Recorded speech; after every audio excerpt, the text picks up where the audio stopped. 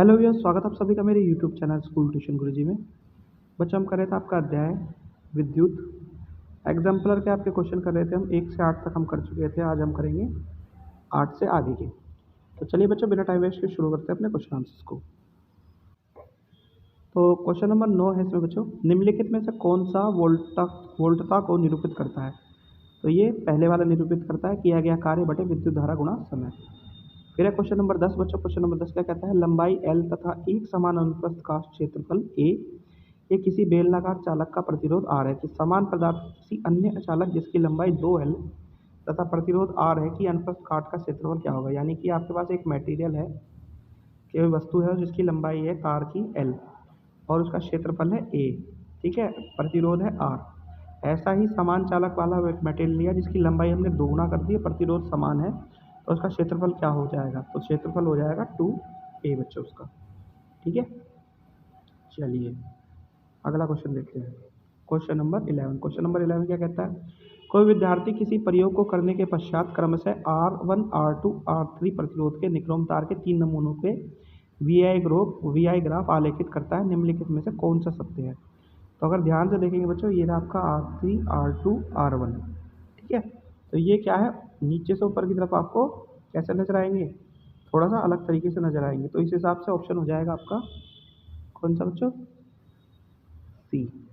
फिर है question number 12। Question number 12 क्या कहता है, यदि किसी प्रतिरोध से प्रवाहित धारा में 100% वृद्धि कर दी जाए, यह मानिए कि ताप अपरिवर्तित रहता है, तो क्षयित ऊर्जा में कितनी वृद्धि होगी। तो वो होगी 300% की, ठीक है बच्चों।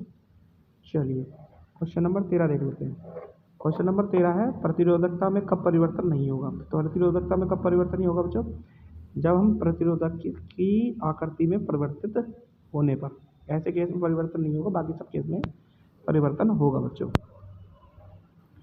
क्वेश्चन नंबर 14 देख लेते हैं। क्वेश्चन नंबर 14 क्या कहता है बच्चों, किसी विद्युत परिपथ में विद्युत स्रोत के साथ तीन ताप दीप्त यानी बल्ब 3 लगाए हैं ABC और 40 वाट 60 वाट 100 वाट पाशा क्रम में संयोजित किए हैं, ठीक है।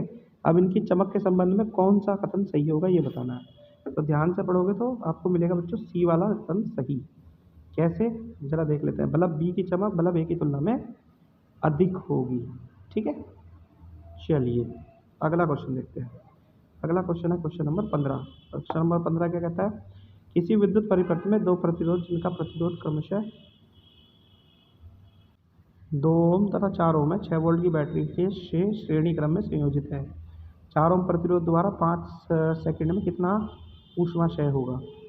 तो कितना होगा बच्चों, ये होगा आपका 20 जूल। क्वेश्चन नंबर 16 देख लेते हैं।